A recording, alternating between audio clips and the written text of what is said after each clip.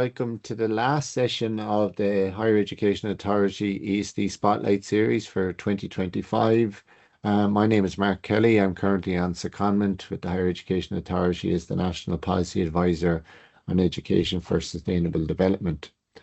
Just to highlight again that the session will be recorded, and like all the previous sessions, it will be available on the National Forum Resource Hub for everybody at that link there.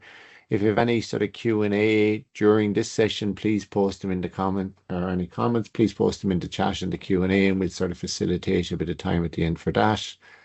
I'm delighted that we have as our last contributor to the Spotlight Series, Dundalk Institute of Technology. Really looking forward to them sharing some of their ESD practice. So I'm going to hand over to Christian now, who's going to do the introductions. So thanks, Christian. Hi, folks. My name is Christian Maas. I'm the Climate Action and Sustainability Manager here at DkIT, and have fallen into the role of ESD coordinator as well to a certain extent at the moment. So it took us a bit of time to get settled, and that's why we're the last, I suppose. But nevertheless, we have hopefully a good lineup for you. Our speakers will be Eamonn Mullen, who is a lecturer in agriculture and science here at DkIT. Dr. Teresa O'Rourke, who is managing the MBS in Responsible Entrepreneurship, and Ray Byrne, who is a researcher and lecturer who has been looking for the last few years after our wind turbine project as part of Reddit. So hopefully you'll all get a bit out of our lectures, and without further ado, we'll pass you on to Eamonn, who's our first speaker. Thanks very much, Christian. It's great to be here and letting you know about a little bit about some of the sustainability related practices that we're doing over in our department. I'm just going to share my screen with you now. So just a little bit about what I'm going to talk about. It's a module that I have been teaching for the last since about 2012, and I work in the Department of Agriculture, Food and animal research over in the science building. And about 10 years ago, we started a new program which was designed to get our students from the level 7 onto a level 8, and the theme of it was sustainable agriculture. And we put in as one of the modules in it a module on sustainable rural development, because at that time we had a lot of science, and we had an awful lot about the economic side of sustainability, but not much about social sustainability. So I ended up being part of the program development team, and I had responsibility for drawing up and coordinating the sustainable rural development module. And everything went very well. As you know, when you're planning modules and you do lots of research and everything seems to be going fine, but then you have that terrible feeling when you're standing in front of a class of students who aren't really interested in what you're going to speak about for the next 45 minutes, and maybe even think that it's a bit of a waste of time or not relevant to them in any way. So for I'd say for 3 years, I worked away with the module, with the content that we developed, that precious content that you spend all that time researching. And we did have some guest speakers used to come in, and we did make sure that it had a local focus and some interesting assessment themes in it.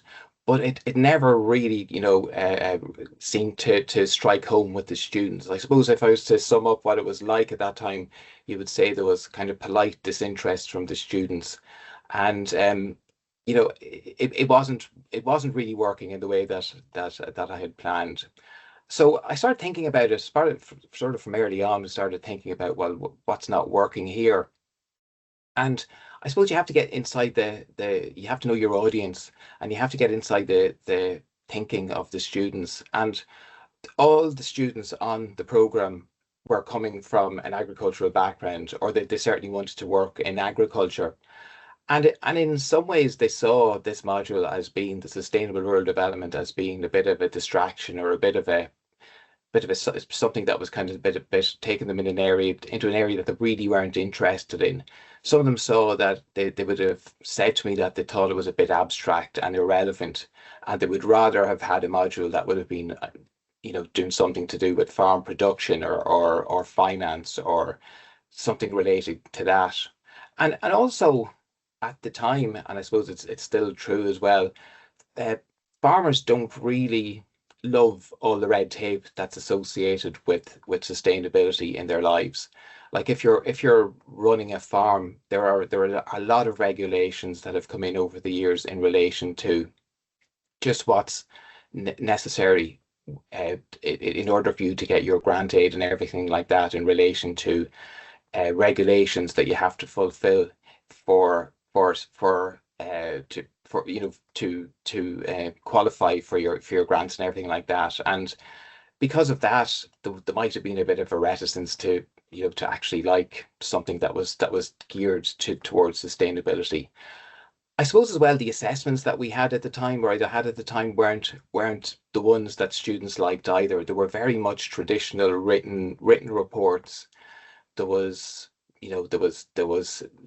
various different, I think we had three different assignments in it at the time, and all of the assignments, while they did have a local focus and they were focusing in on sustainable rural development, they were very traditional. There was a lot of writing involved. And when I spoke to the students about it as well, they said they didn't mind the stuff that had the local focus, but they didn't enjoy doing the big picture global sustainability theories, that I would have used to try and set the background for for what we were going to study in the module. So early days wasn't great. So there was a turning point though in 2016, when we had programmatic review. Now, normally none of us get excited about programmatic review, but this was actually a good thing for me at that time, because I was working on another module with one of my colleagues, Dr. Suzanne Linane, and she, as you may know, is one of the the most expert people on sustainability and researching sustainability and teaching sustainability in the country. At the time, she was involved in a very successful project to do with water quality in Africa, and also bringing it over here as well. So I got chatting to Suzanne and asked her would she be interested in coming on board in this particular module, and she agreed that she would. And we sat down and we kind of discussed, well, what could we do to make the module, actually connect with the students, because that was the starting point. So we decided we change the whole objective of the module, and rather than have the students just learn about sustainability, we thought, well, can we get them to live it a bit? And so that was our overall objective. So once we started off with that objective, we looked at a different strategy. We basically thought, well, we now have the SDGs. Why not use those to underpin everything that we're doing in the module? At the time, we had a lot of good, solid rural development content, but it probably was a bit loose in terms of just putting it together and making it relevant to the students. So using the SDGs gave us a real, I suppose, a real world lens to take the global challenges facing kind of farming and rural development, and move it from being something that was very theoretical to something that you could turn into something that was much more practical. And that was a real, I think, turning point for us when we were thinking about what we were going to do. And we also knew, like I knew from chatting to the students, that there was an awful lot of issues that they were interested in. Things like the lack of services, say in rural Ireland, issues with infrastructure and connectivity, all the issues to do with just income and the way that income, there are challenges on income and poverty in rural Ireland, and even things like rural depopulation. All of those things, again, were very much things that the students, when you got chatting to them, they were concerned about, and all of those things really fit in under various SDGs. So we sat there and we thought, yeah, the SDGs might be a way to build a bridge between the theory that we want to get across and also bringing it to the students in a way that relates to what they're doing and what their real lives are like.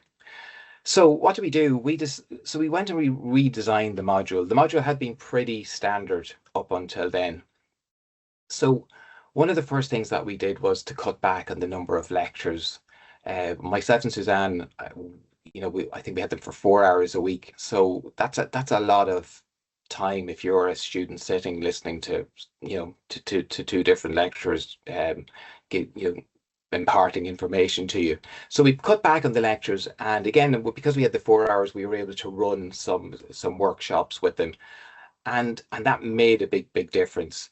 You can see up in the top left hand corner of the slide there, there's a page from a flip chart, and I think at the time we were using more flip chart paper in our classes than the rest of the department put together, because we got the students up out of their desks and got them working on little problems, little tasks in the classes, and that was really good, because it moved the whole thing away from just being passive learning to working on problems and being creative, and that was really good. And we also looked at, well, are there any real world problems that we could get the students to get their teeth into? And like, I'm 1 year, as one of the assignments, actually, we got the students to become, in inverted commas, SDG consultants. And we got them to go out and pick a local organization. It might have been a business or a sporting organization or something like that. And we got the students to come up with a mechanism for creating an SDG audit for the organization. So they had to go out and chat to the people there. It was great because a lot of the organizations, they might have had a very vague idea of the SDGs, but it was a great way to get them kind of in tune with that as well. So the students went out, did their SDG audit, and then came back, produced a plan that they gave back to the organization that they could use to make themselves more, more aligned with the SDGs. You can also see in the picture as well that one of the workshops we invited Bobby McCormick to come back on a few occasions, and again getting the students out of the classroom. That this is up in the nursing building in the college. It's great as well. You get really good engagement that way. We redesigned the module in terms of the content and the delivery, but another big part of it was assessment, because we all know assessment really can drive buy-in to a certain degree. So we knew we had to have assessments. We had our learning outcomes. So what we did was we tried to move away from the standard written reports, because again, students getting so many of those, and we tried to make the assessments as relevant as we possibly could. We give the students much more, I suppose, authority to do a little bit more of the work themselves. And we also tried to bring a fun element into it as well. And I've put 3 examples up there. In the top right-hand corner, you can see TikTok for the SDGs. That was one that Suzanne and Caroline really, pushed a few years ago, and it was as it says on the tin there. Basically, the students had to come up with a 3-minute video to communicate the SDGs to both farmers and the wider community. So you can imagine the kind of variety we got in just output from the students is very good. And on the top left, there's a very kind of formal looking picture there of myself and Suzanne and some of the students. After we ran a workshop it was actually for our own 3rd year students, but the idea was to get the 4th years had to plan it and lead out on it, and they came up with a workshop to help convince or get the 3rd year students to think about the SDGs and farming. And then the one below that was an assignment that we came up with last year, and it was to do with the whole area of nature-based solutions to various problems.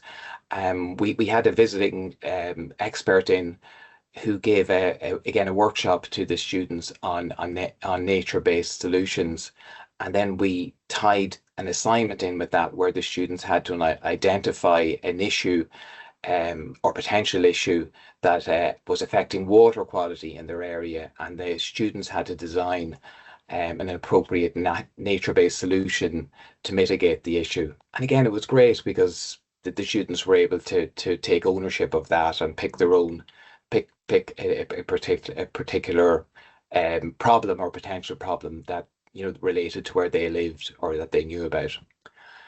I think my favorite assessment that we did over the years was in 2018 when we ran this large scale event.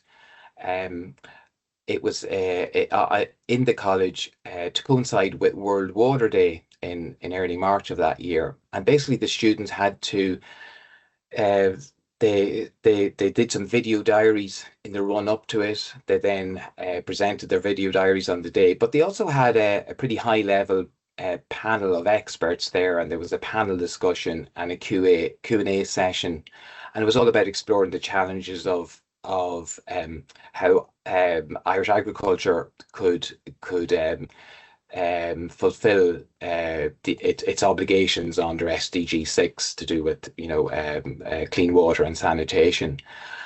And we ran it to coincide with World Water Day, as I said, and then we publicised it locally. And one of the students did a really good job coming along with us to the local radio station, and he actually sat as the student rep on the panel.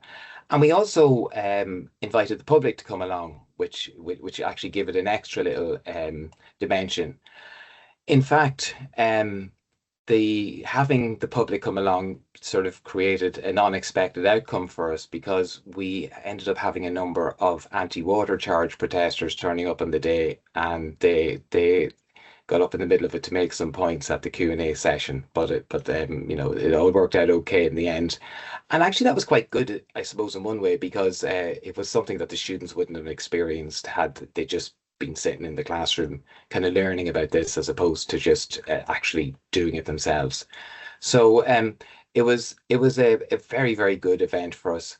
And one of the things I really liked about it was not only just the buy-in that we got from the students and the fact that they ran with all the different aspects of it, but Padraig, the guy who was the student rep, he really emerged, and you could see him going from being just a solid member of the class to a real star over the over the course of about 3 weeks. So again, that was a good thing.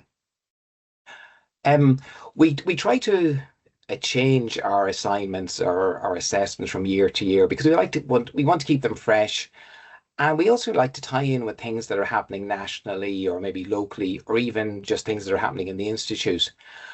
Having said that, though, there's one assessment that we haven't really changed very much over the years, and that's our annual vlogging challenge.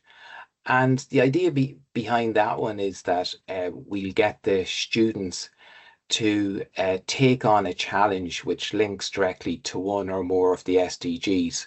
Now, we didn't come up with the idea ourselves. It was something that Development Perspectives started a long time ago, and we've again adapted it a little bit. So what we do is that we get the students. We have a number of we have a number of challenges available every year, and we assign them to the students randomly. And then the students have to do a video diary of how they get on trying out this challenge for 3 days. And it's not just a recording of what they do, but they also have to reflect on what they've learned or what the experience has meant to them. You can see that the different challenges that we had this year. There's the Walk for Water is tied into SDG 6, and the idea in it is that students would walk 6 kilometers with 6 liters of water in a backpack or something else, and that's to highlight what what maybe women and children might have to go through to access clean water, in a developing country.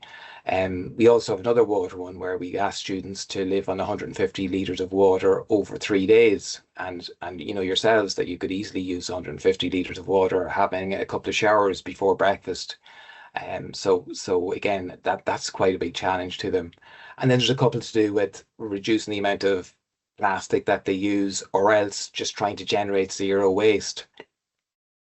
The one though that always gets us the most, I suppose, feedback and the most interest though is the one where we ask students to go vegan for 3 days. And you can imagine when you've got students who are, a lot of them are, committed carnivores, maybe, rearing suckler cows on their farm, that the idea of going vegan for 3 days is not something that really appeals.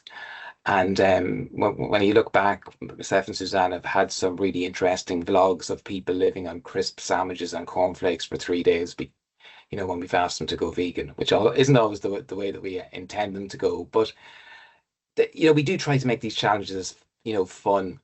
And we don't worry too much about the standard of the videography on it, but it's really heartening to hear some of the reflections that the students have when they relate back their experiences to us. And they usually do a good job relating what they're doing to the SDGs. It's a nice way of getting them to research the SDGs and get into it, again, without banging them over the head with a book. So, what have we learned over the years? Well, I suppose the first thing that always strikes me about this is that it's something that Bobby McCormick, our colleague from Development Perspectives, told us. He whenever he comes in to do a workshop, he nearly always leads off or says early on that to the students, or whoever he's delivering it to, that we all have blind spots. And I mentioned earlier on that the ag students tend to have a blind spot sometimes when it comes to sustainability. And I think, for me as a lecturer, though, I think I have to admit as well that I have a blind spot. And I think sometimes as lecturers, we're guilty of it as well, because we sometimes think that just because we have the science and the data and the best practice on our side, that that we know it all, and that it's so obvious. Why shouldn't other people do what we're doing? So I think if you want to gain acceptance of the SDGs, it's as much about connecting with people's hearts as it is with their heads. So just be aware of your own little blind spots there. The second kind of lesson that I learned from this is that it's good to be creative. That you have to be creative, and that it's good to change things up and try things, but be prepared for setbacks and for things going wrong. In 2020, we were all set to do a really ambitious thing on campus, and then COVID set in. And again, everybody in the country was hit by that. But even when you're trying small assignments and you're making small changes, they don't always go as you expect. So sometimes you have to do a bit of improvising, and you also have to be cognizant of the students' timetables and workloads and what else is happening at the time. It's great to ask them to do videos and to do all sorts of interesting assignments, but again, it's important to just look and make sure that you're not overloading them with stuff either. And I suppose thirdly then, the third big lesson for me though is that it's definitely a team effort. When I did the module on my own for the first number of years, it was grand, but it's brilliant now having Suzanne on board, having two people on board, because it does take an awful lot of extra time, especially if you're going to have these extra type of assignments and you're trying to do something a little bit different. And you do have to invest a lot of time in planning them out, and even things like designing marking schemes and marking rubrics does take time. So having two people can help split the workload. And it also can keep you sane as well when you're sort of halfway through and you're thinking, why do we start this in the first place? So that, they'd be the main lessons that I'd say have come out of it for us, I should say. So I suppose just to finish up, I suppose if we do want our students to to get into sustainability, to lead sustainable change, I think the first thing we have to do is to change the way that we teach them. And it mightn't work for everybody, but I think if you want to get them to change, really what you've got to do is don't just hope that they'll learn about sustainability. Try and find a way to live it as well through the SDGs. And if you can even take small steps, I think you'd see a big difference in the buy-in and the feedback that you'll get over the years. So that's the end of my presentation. Thank you so much for listening. And again, if anybody has any questions or observations later, I'd be very happy to hear them. So thank you very much. Thanks very much, Eamonn. And we move straight on then to the presentation from Teresa. Hi everybody, I'm delighted to be here today as part of the HEA ESD Spotlight Series to take you briefly through a collaborative master's programme which commenced this September. So it's a new programme called Response, and Response stands for Responsible Entrepreneurship and the Promotion of Novel Approaches to Sustainable Enterprise. Over the next few minutes, I'll provide some insights into how this partnership consortium of academic institutions in Ireland, spearheaded by Colette Henry and led by ourselves at DkIT, but in partnership with MTU, ATU and UCC and TUS, received HEA funding to develop, validate and to facilitate a collaborative entrepreneurship programme with an aim to drive change towards more responsible and inclusive pedagogical approaches. So higher education institutions are committed to creating the entrepreneurial change makers of the future. And over the last number of years, this involves finding novel, responsible and inclusive initiatives to take the place of traditional entrepreneurship, as Eamonn said. Education acting as powerful catalysts by contributing in an entrepreneurial way to society, whilst at the same time minimising the negative impacts on people and on the environment. In 2024, €246,000 was awarded by the HEA under Strand 1 of the Entrepreneurship Education Initiative. This funding allowed for the creation of an innovative, collaborative, cross-institutional MBS in Responsible Entrepreneurship programme.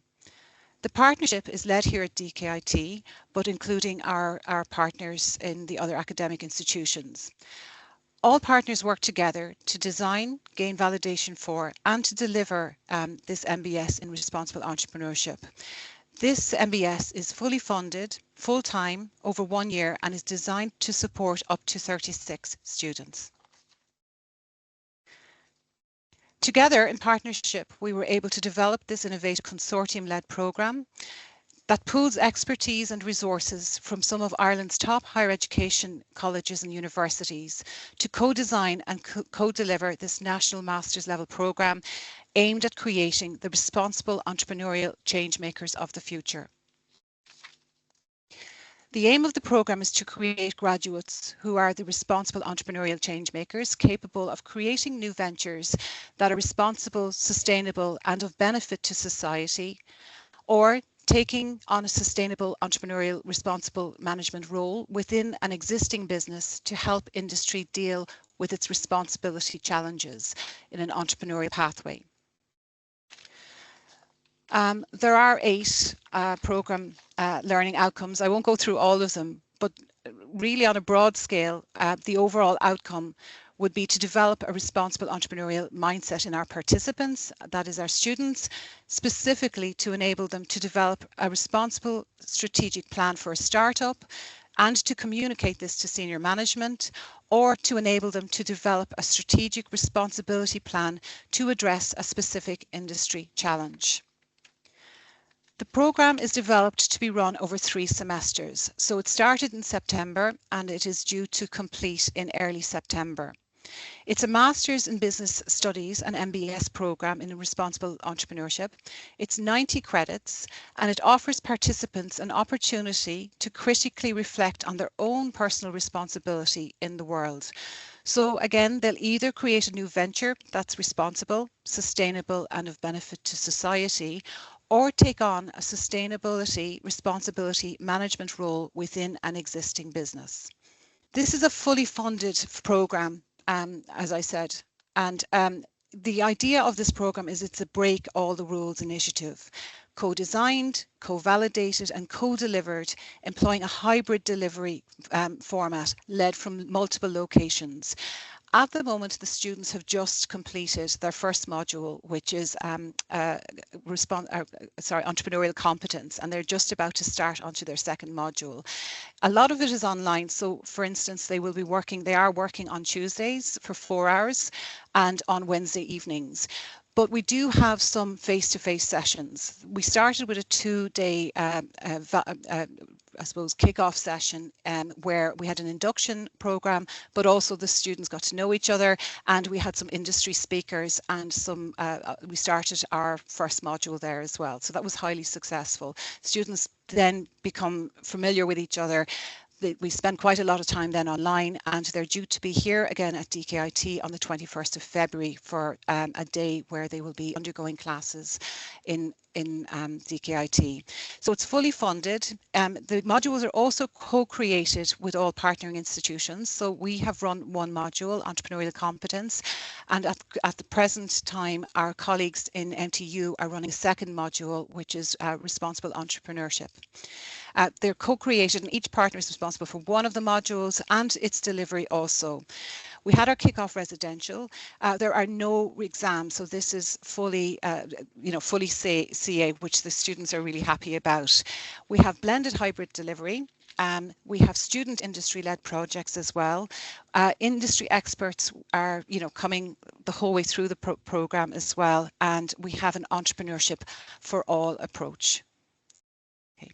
So the entry requirements were that all students should have had a 2:2 honours degree at level 8 in any discipline, and we did emphasise that. So we have quite a few students who are coming from more scientific backgrounds.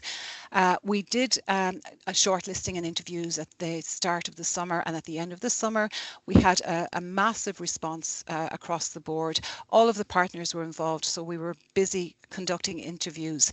What we wanted to really gain from these interviews was a participant interest in responsible entrepreneurship and suitability for the program as well. We did have some students who went through recognition of prior learning. We had one student who was successfully admitted via this process, and he's doing extremely well. We are very focused on an inclusive entrepreneurship for all approach as well. So applications were actively encouraged from candidates from various socioeconomic backgrounds and educational backgrounds as well, marginalised communities and underrepresented groups such as disabled, neurodiverse, and those who historically have limited access to higher education and entrepreneurship. The programme was fully validated in May 2025. We had a lot of interest, as I said, from internationally and nationally as well. So we filled the programme quite easily. It commenced on a 2-day residential in Dundalk. Our partners, lecturers, industry experts, programme directors and administrative teams are working together to support the students. And for instance, we are meeting our partners next week. We also have a programme a review meeting with our students to see how they're getting on. We have local programme directors as well, so the communications are ongoing with students also. Partners and lecturers, first module was entrepreneurial competence, and that's completed. Responsible entrepreneurship has started with Dr. Breda O'Dwyer, who is down in our MTU campus, and research methods and ethics is underway as well. Our lecturer here, Karen Commons, is running that module every Wednesday evening. Response presentations made the Prime, Intra, Advanced HE and OECD ICSB conferences recently. Completion of the programme is due in September 2026, culminating with a responsible new venture creation or a responsible industry project. Thank you very much. Thank you, Teresa. That was very informative. It's great to see what's going on, actually, because sometimes as somebody like myself who is working in administration, you're not even aware what's going on. The last speaker, Ray Byrne, I know very well. So I would ask him to... Yeah, thanks, Christian. Now. Can you see my screen okay? Yep. Okay, thanks very much. Yeah, my name is Ray Byrne. I'm lecturer and researcher in the School of Health and Science at present. I'm going to talk a little bit about our turbine. So back in 2002, Dundalk IT was thinking about sustainability and came up with the idea of having a wind turbine on campus. It hadn't been done before on a college campus anywhere in the world, so it was pretty novel at the time. And the scale of the project, just to give you some idea of the dimensions, here's the turbine picture of it in more recent times. It has a tower height of 60 meters, a rotor diameter of 52 meters, and its rated power is 850 kilowatts. It's a Vestas V52 machine, which is a Danish machine. Now, the person behind the turbine, was a lecturer in the School of Engineering, an American man named Larry Stout. He came to Dundalk IT in 2001 for the second time, and he had a lot of background experience in wind energy. He worked in the wind industry for a number of years. So he approached college management at the time with the idea of installing a wind turbine on the campus. They didn't say no. They gave him a chance to investigate and to come back to them to see what he could find.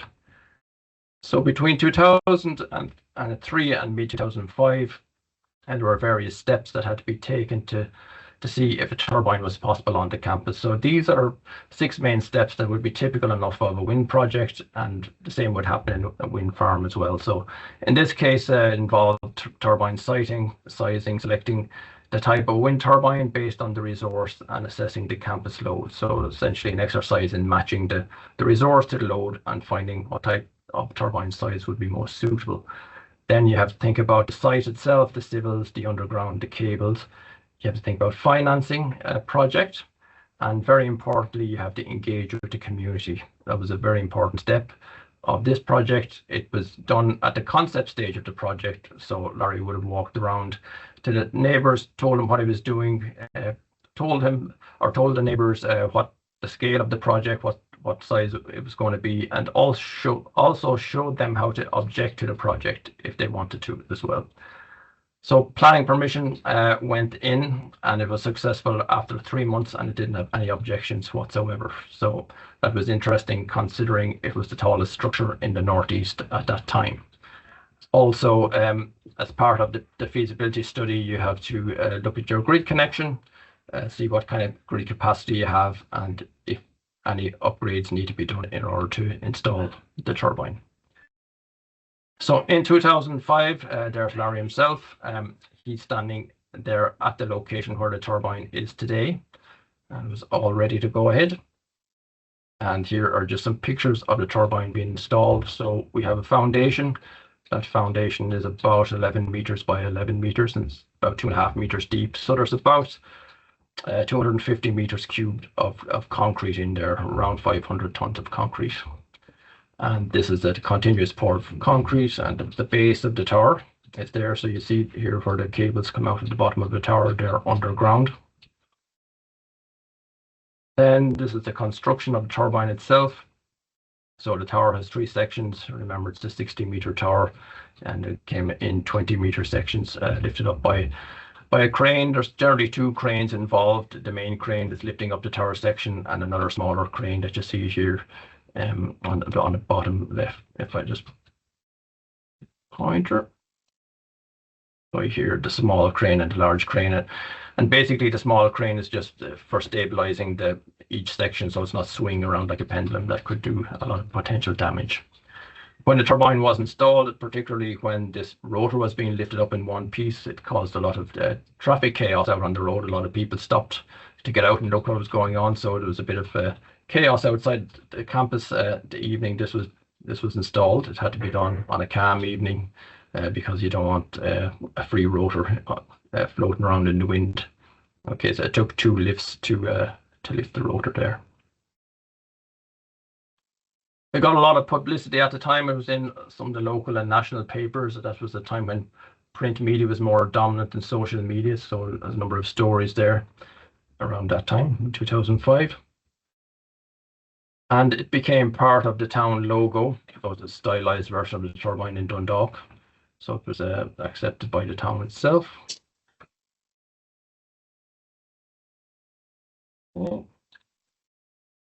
So here are some unique views then from the top of the turbine. So look at the Crown Plaza, or the Gateway Hotel now as it's known, and you can see views out to the sea. These are unique views of Dundalk that we have here that nobody else has. A picture of the blade, just gives you the shape of the blade. That's the typical tapered shape that you would have on a wind turbine. And just another picture there in 2010 in the snow, looking down from the top, and you can see the shape of the blade there again. And another one there looking backwards. So we can see here a wind sensor on the back of the turbine that tells the turbine what direction the wind is coming from, what the wind speeds are, and it informs the turbine controller of what direction to point the rotor when the wind is blowing. And there's an aviation lamp here, just for aviation purposes, so no light aircraft crashes into it in fog and stuff like that.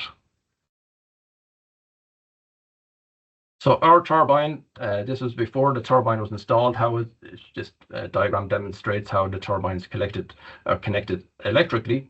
So we have our typical connection to the grid. So we have our ESD networks out here. Then we have our electrical meter.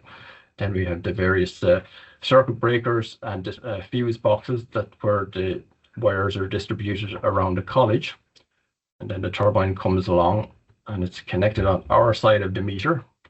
So it's a behind the meter connection. So behind the meter means it's behind the meter with respect to the utility. Excuse me. So then, just in terms of how the turbine has performed, these are some plots of some of the years that we've had most data for. So on an annual basis, the turbine has produced roughly between 1.3, just the lowest year here was in 2010. That's when we had a very big snow in January. If you remember, that was a high pressure that lasted for almost the month of January. So 2010 was a particularly low wind year, but all through the other years, the turbine consistently generated between 1.3 and about 1.6 million units a year. On a diurnal basis, in the long term, when we look at the hours of the day, when we collect the hourly energy that was generated for each hour and add them together over 7 years, so the cumulative hourly energy, and to break them up by season, we can see that in the springtime and summer times and in the autumn time, we have this diurnal variation in energy production where a lot of energy is produced in the afternoon and it's a little bit quieter at night time. And that's basically due to the land warming and the difference in temperature between the sea and the land, and afternoon sea breezes are created, and they are particularly dominant in September, November, and also from March to May in the afternoon. Not so much in the winter time because the temperature difference is not quite as great. And then we can see the directional directions from where the electrical energy is coming from. So mostly from the southwest. And then we have these southeasterly sectors here where a good chunk of energy is coming from as well. But that happens primarily in the springtime and in the summertime when we get a lot of those afternoon onshore winds coming in. The electrical energy rose, as we call it, it has a particular shape. So it is going to be shaped by where the wind is coming from, the local landscape, the heating between the land and the sea, and also any obstacles like buildings that are in the vicinity of the turbine.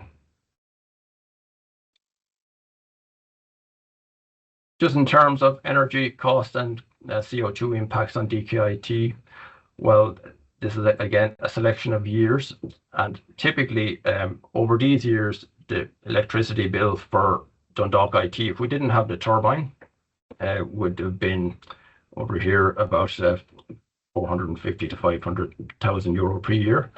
But having the turbine, that reduced that down by roughly between 100 and 130,000 per year. Then we do get some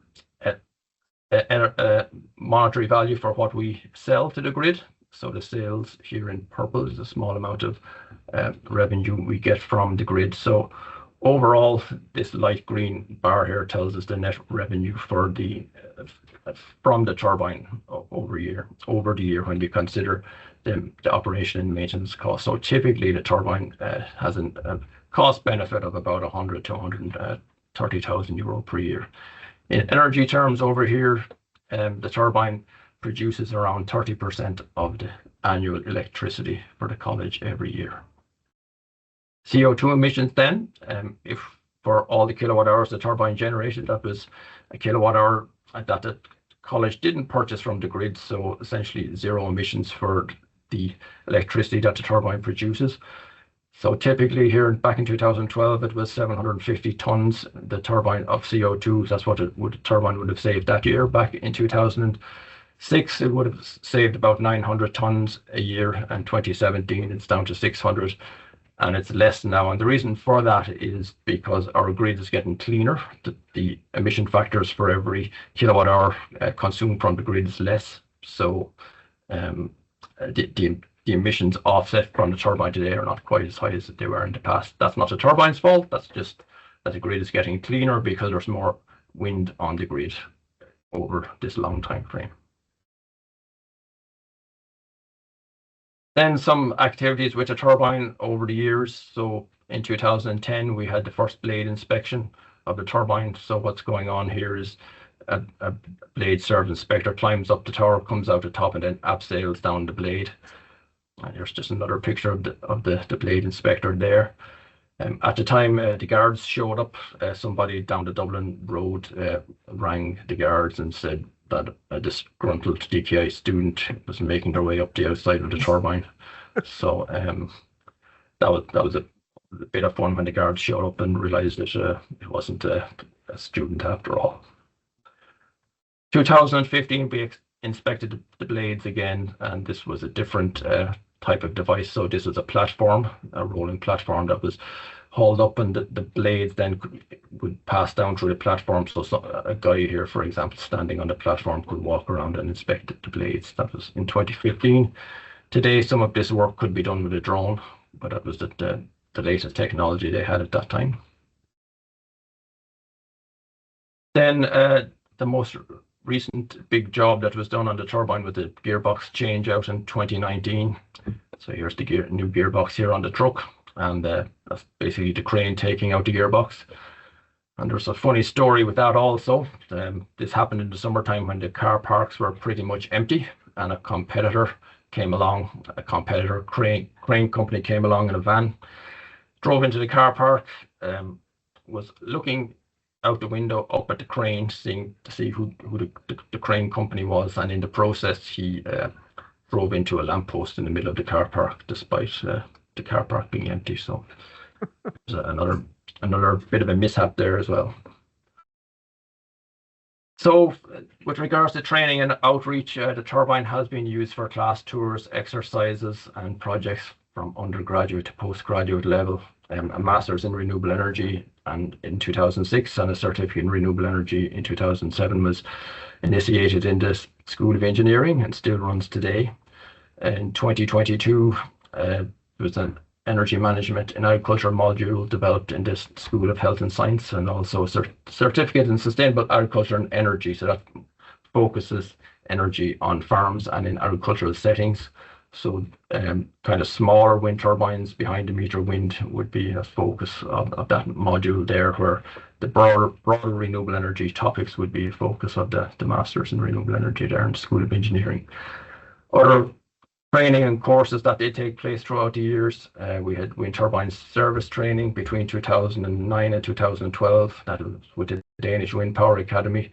We also gave training to teachers in schools, and we had many school visits from school children.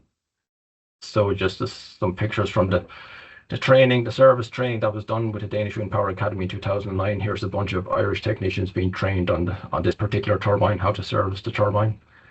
And that's a guy on his way out into the hub there. So they don't have much room, so you have to get your way out via this very small hatch to get out into the hub to service the hub out there.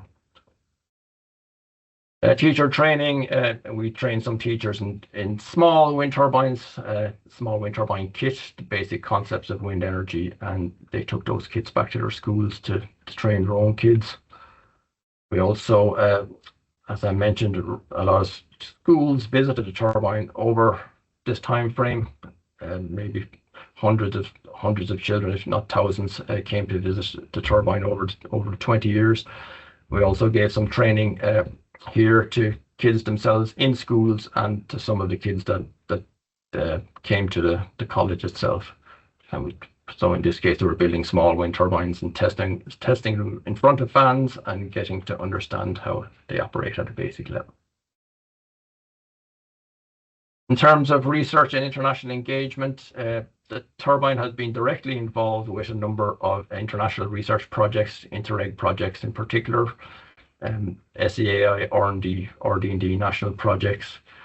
There is an enterprise technology gateway here in Dundalk IT called Accredited Technology Gateway, and that engages with industry. And there is a number of projects we've engaged with in that centre there.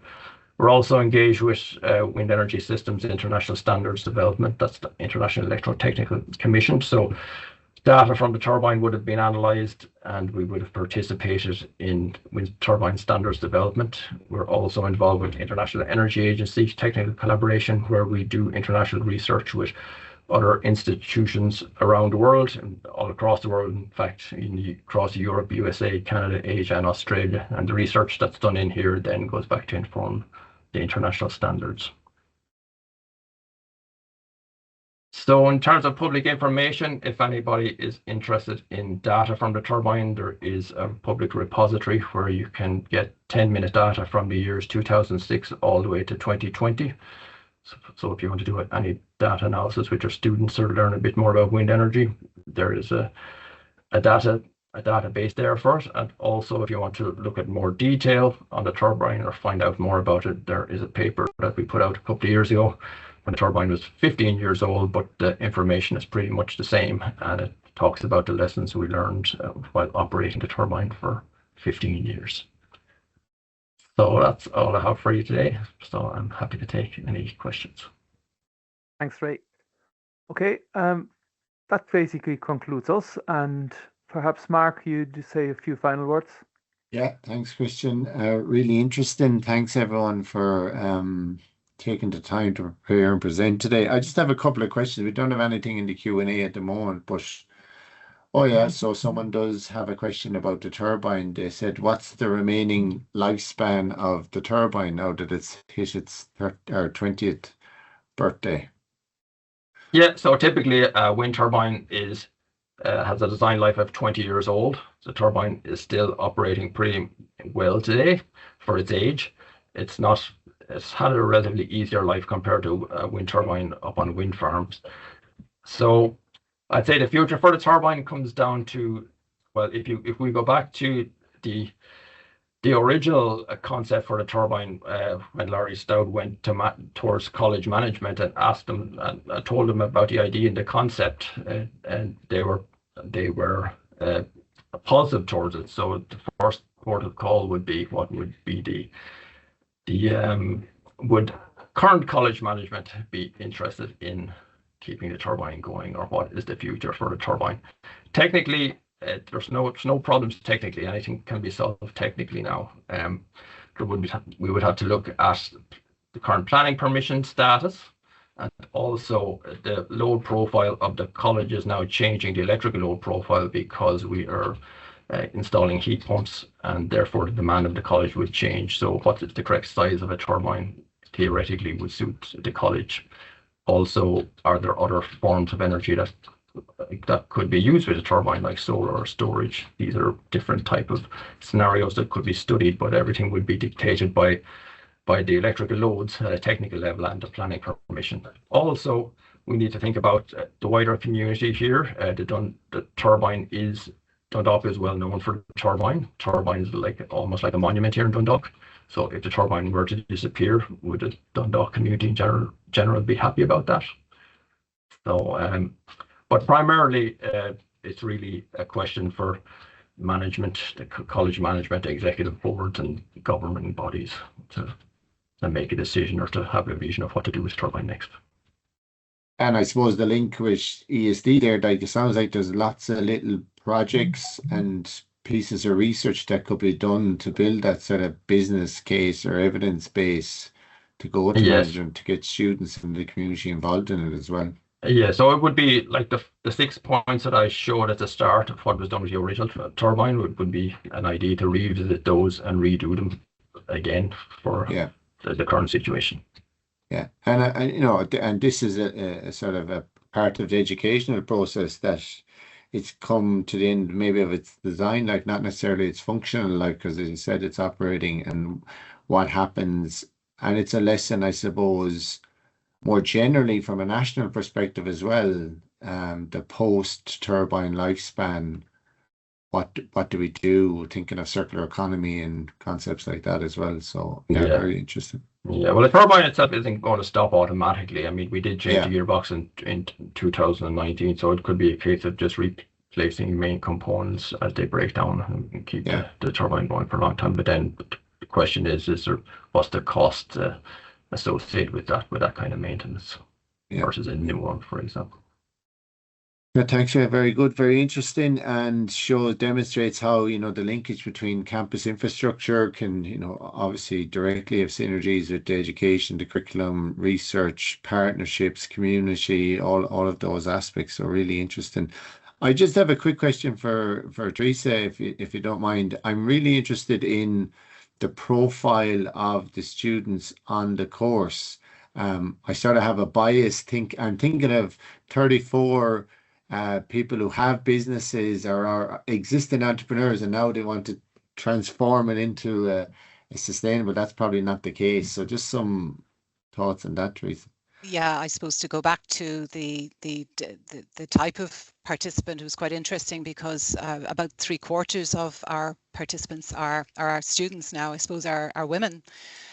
So we had a massive influx of women, and the average age is about 44, 45. So all of them seem to be working, but it did attract a working type of person because we did develop it as a full-time program, but with conscious that people have jobs as well. So they were able to get that one day off a week and then work evenings as well. A lot of them are working in industry and are interested in the industry project. There are a few who have their own businesses, of course, but what was quite interesting, and we don't know for sure yet because we're only 2 months into it, it seems as if hopefully we have quite a lot of students who are interested in looking at the incubation project in semester 3. We would like it to be like that because, you know, that works well for us and works well for our partners as well, because they all have incubation hubs, as do we. So we're ready and willing to support them with that if they take that initiative. Yeah, thanks, Teresa. And like what strikes me is the potential impact it has, you know, going forward. And I suppose similar to Eamonn's work with agriculture, it would be interesting. And it's a thing that we don't do. We don't really have time, I suppose, in a lot of cases, but to measure the actual impact of these programs and changes in a longitudinal fashion when they sort of move on and graduate, and how did it impact them? How did it change practice? Because again, going back to the turbine example, it's the sort of impact, societal, business and community impact that's, you know, really interesting. And I think as a sector, we probably need to get a bit better at gathering that information. But you know, really interesting, and you know, Eamon demonstrated the usefulness of the program review process. One of the most important things we do in our job, but sometimes it can seem like it's an additional burden. But that was a really good example, Eamon. So thanks for that. So look, I'm conscious of people's time, and we're just coming up to 2 o'clock now. So, you know, another fantastic session to sort of finish on. I just want to sincerely thank Christian for organizing all the speakers, and the speakers again for sharing some of their experience and expertise. And more generally, just to finish the Spotlight series off, to put a thanks out to every single institution and every single person that contributed, both in the coordination, organization, but also in the presentation. What we have now is you know, a national resource of examples, and I'm very conscious that this is still only a snapshot of what's going on across the country, but hopefully this curation has sort of inspired others maybe to get involved, and who knows, institutes in 2026 may decide to run their own spotlight series, and have a sort of open collaborative approach to that, to share that across the sector. So these are things we'll be discussing in the next couple of months. So again, thanks to everybody for joining the lunch today. Thanks to Colin and Anna in the HEA for all the support in the background, the Trojan work there, and we'll conclude the spotlight series for 2025. So thanks everybody. Thank you. Okay. Thanks, Mark. Cheers. Thank you. Thank you.